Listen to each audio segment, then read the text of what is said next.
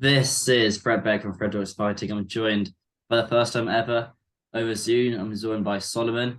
It's quite unusual how I do interview people for the first time. So I've interviewed so many different people a number of times. This is our first interview. How you been? Yeah, very well, Fred. How are you? You good? I'm good. A bit tired, still working, still cracking on. But yesterday you were training sort of Pappy. What have you not been up to today?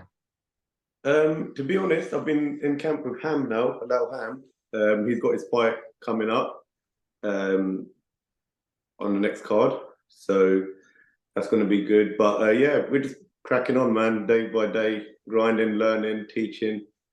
So ready for the next one. That's all. Is Ham still training with sort of Pappy? Or do you have them in on Uh, different days? no, it depends because obviously Pappy's just had that fight, so he's not been out of camp with me since the first Showstar event. So when all of this stuff started off, when Showstar kicked off, he hasn't stopped training. So like once he beat Josh, I said to him, "Look, having like a couple of weeks off, rest up, recover, because he ain't had a day off since last March, man." So yeah, the guy's been training hard. So I've given him a couple of weeks off, but he's back in now. He's just doing a bit of strength and stuff. And Ham's obviously been training straight after that fight. So I've been back to work straight away. Oh, okay, so what? Pappy was back in the gym today or yesterday?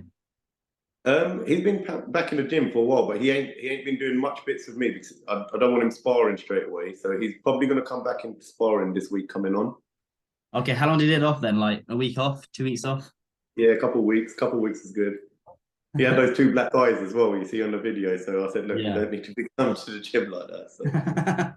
So It's a yeah, bad some PR black. look. It's a bad PR look for the gym if he turns up like that. That's it. That's it. Nah, he's done Um, well, man. I'm proud of him. yeah. So Talk to me about his last fight. We'll talk about Soul Pappy first then. Against Josh Bruckner. I guess he must have run it for you before he picked Josh as opponent or accepted the fight with Josh. On the run up to the yeah, fight, how are you all feeling? yeah. So it was getting quite close to the Misfits card. It was only in December when Mam sent over a list to Pappy, and he sent it across to me.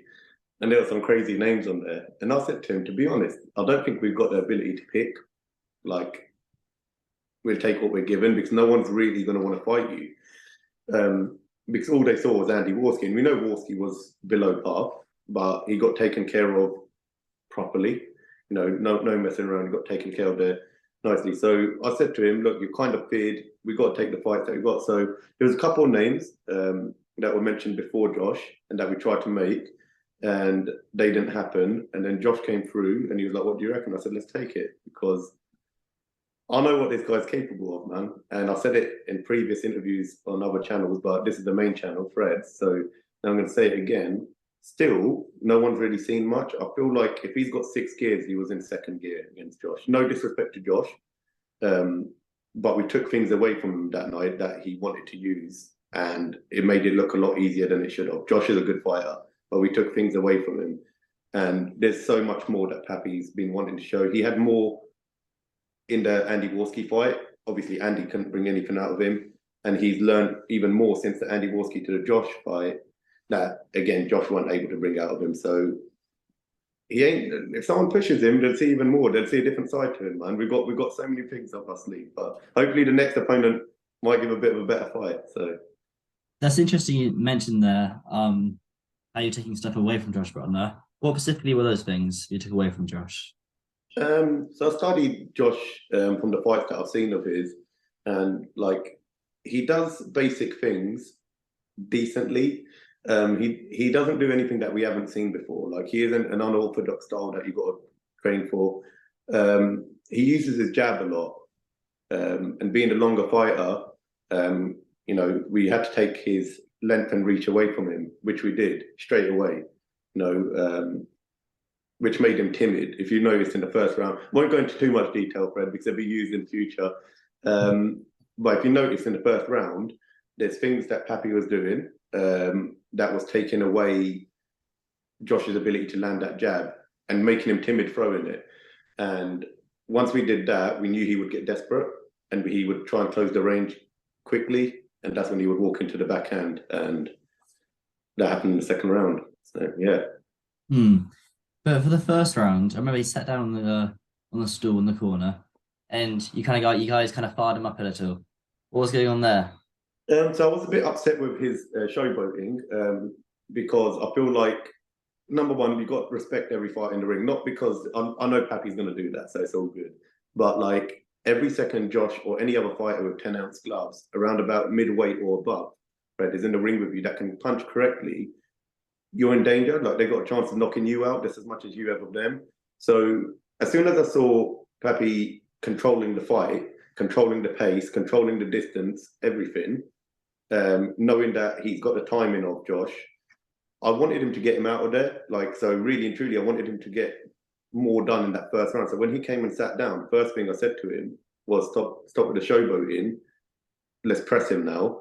So obviously his brother and dad was in the corner saying the same thing. And then, yeah, we just wanted to, the thing is, he's ready to go to war. He's always saying, Coach, can I go to war in this one? I said, no, you've got to be smart. So that's why you hear him at the end, can I push him now? I said, yeah, but don't be stupid. Keep your hand out. So that's a little tactic we give you that we took it away. So yeah, I think no disrespect to Josh again, but I feel like we could have pressed him in the first round. But again, it made him, the longer he waited, and also the showboating, you know, you can look at it another way. It made Josh kind of maybe get a bit greedy and come through. So it made that left hand land even more sweeter, man. And it also made for a few good TikTok edits and a few more good Oh, promo clips the next time as well. yeah, of course, yeah. But yeah, the fight went kind of how I expected it to be honest. We saw things of Josh before. Surprisingly, I saw things in the open workout, which I said to Pappy, don't take anything from this. The main thing what I do with my fighters, we don't look at what the fighter done previously and expect him to come like that. Obviously, I look at the fights and I look at what he's built like, what he tries to use.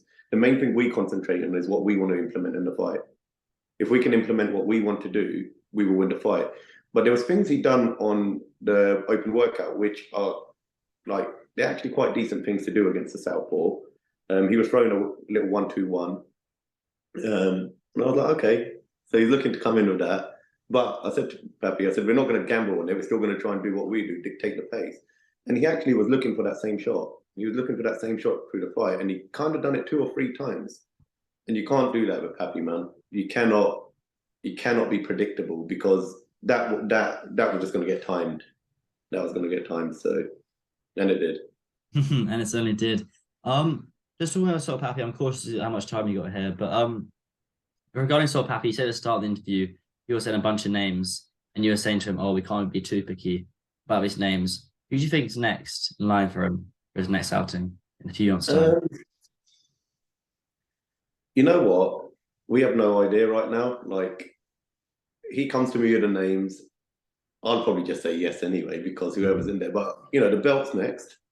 Damn right so, because he's been wanting that belt.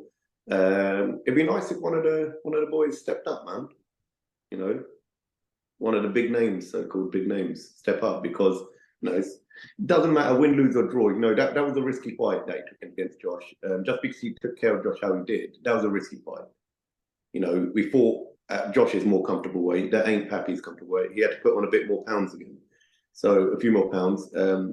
So it was a risky fight, man. We gave away height, reach, you know, a lot of other factors like weight. So we don't mind. We just want the big names now, really, Fred. And we're just wondering if they're going to want to fight because that's going to probably scare them a little bit more after the Andy Warski. So There's a lot of talk about Jake Paul, KSI. Do you know a bit untouchable in the right now? Or do you think that's a possibility in the near future? if I'm honest with you, I don't think the KSI one is. That's my honest opinion. I don't think that fight would ever happen. Just because the dynamic, obviously, what they're aiming for, we can clearly see is Jake and KSI to have that showdown. So I don't think KSI is looking to fight anyone of no disrespect to him. I think he trains very hard, and he looked like he's definitely improved as well in the last fight. But I don't think he's looking to fight someone of the likes of Pappy in the next fight. Jake, on the other hand, I feel like we might have a chance.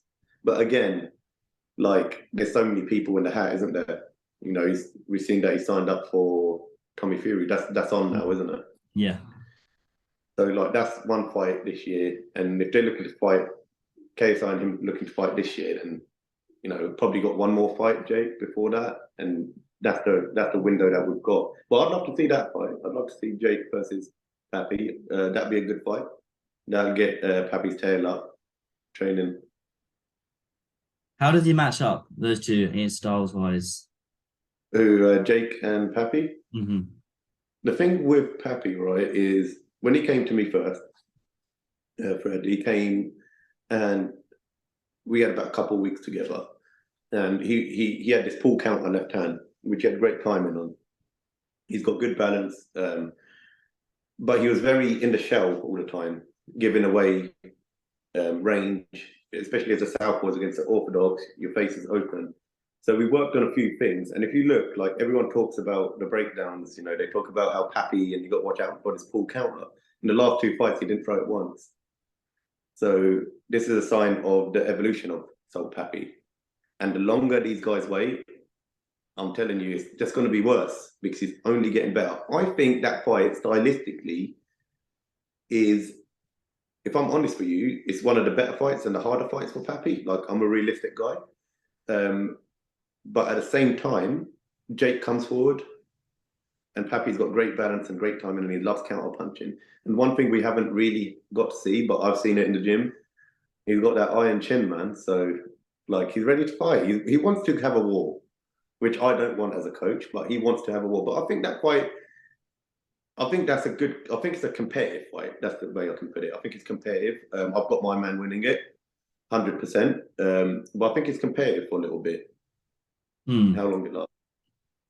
That's one of those fights which you really, really do hope to happen. But then I guess you don't know if it can be made, or it can be made. Obviously, Jake Paul's fighting Tommy Fury, which is a massive risk as well. Because I guess most people see it as a 50-50 fight. And in boxing, most 50-50 fights don't really happen. Just a couple more things. I'm on Twitter quite a lot now. And over the last kind of few weeks, I've been seeing a lot of speculation about Sol Pappy having a number of amateur fights before he got involved in the influencer boxing scene.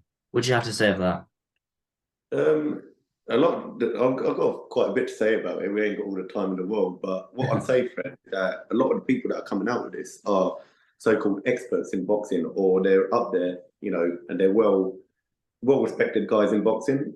And the fact that they can't see that this guy is not, you know, he's not the finished article. I'm telling you, right? He's fighting YouTubers and influencers, and he takes the game very seriously, which is why he is performing the way he is.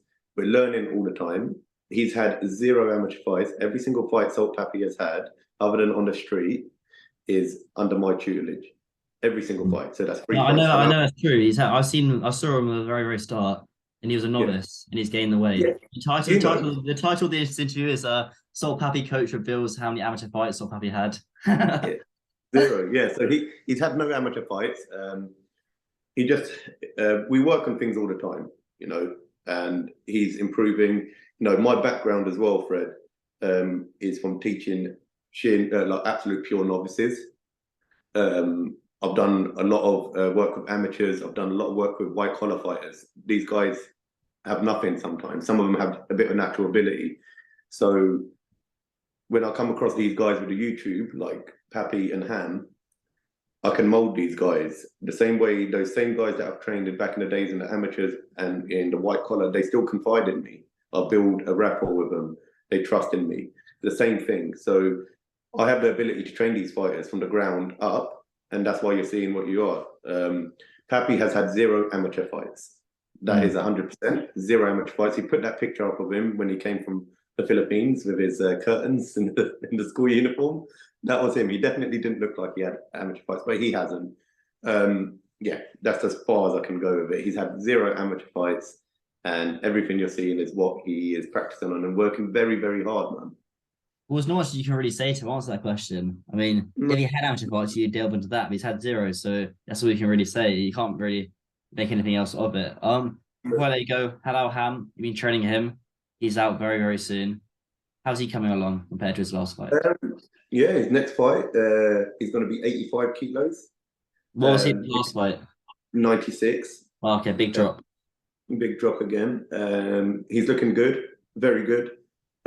He's in the dungeon. He's working hard, and yeah, we're looking for another KO on the next Misfits show.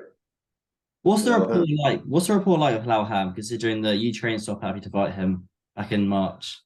So the way it come across, he give me a call, saying that, is it okay if I come in? Like, because he spoke to Pappy first, and he was like, look, Pappy was like, he wants to train with us. And he said, shall I give him your number? So, he came down. He's a nice guy. I've met him before. He's quite a respectful guy. And he come down, he trained hard. And he trained a couple of times with us, just normal, just wanted to come and train. And then he called me on the week of the Warski fight. And he said, I've got a fight coming up and I want you to be my coach. I've been in many camps before, but I like the way you teach and the way your ideologies. So I said, okay, let me get back and we get to work. The main thing with Ham is he's a very nice guy. He's a family man as well. And him and Pappy they're like that, man. Like, they're so cool. And I love to see it. Like, they're like my little brothers. And one thing I've realized by teaching these two guys is the respect they show me. I appreciate that. And the camaraderie we have in the gym is like a family. And if anyone else, like, because I've had a couple more people kind of hit me up from the influencer world to train. But anyone that would want to train, there's quite a few bits of criteria that need to fit. Number one, they've got to be like family. Like, I need to be able to feel like that. They respect me and I care about them and I want the best for them. And secondly, they've got to do what I say and train, because otherwise, they could go to someone else and learn from someone else if they want, or waste someone else's time. But Ham, he's a lovely guy and he trains hard. And I can even go as far as saying he's made the camp even better. With allow Ham joining, there's even a better spirit in the gym than before he came. Yeah. I like Alauham. He's really nice. Same with Pappy. It's a shame that not many people know who know Pappy, but from the outside world don't realize how much of a nice guy and how much of a caring guy Pappy is. I mean, I remember going down to his gym and all his training partners. I think he had about like 3 or 4 other guys with him, and they all wanted to make a TikTok, and Pappy had to go, and he made a TikTok about all of them. And he helps a lot of people out. He doesn't have to help them out, but decides to help them out. I think over time, as he gets bigger, bigger star, then definitely will get the recognition he deserves. But Solomon, when do I see you next? So the next Misfits 005? Next Misfits, you'll see us there. As you know, we always get wins, man. That's what we do in this camp. That's what I produce winners. It's the winner's circle. And yeah, you'll see us at the next event, Fred, 100%. Sounds pretty good then. But for the people watching this right now, where can they find you on social media wise? You can find me on Instagram, SAS Fitness Limited, Ltd. But yeah, man, I'll leave all of that stuff to the boys. They deserve all the credit because they train hard. They have to go in the ring. I try and take a step back from all of that, Fred. Like, as you can see, I don't mind doing the interviews and stuff, but them boys, they deserve all the credit, man. They have to put their lives on the line on fight night. So, but yeah, you can find me on the Instagram if you want it. We'll put your Instagram link in the description. But Solomon, I'll see you soon. Thank you. Take care, bro. See you later, Fred.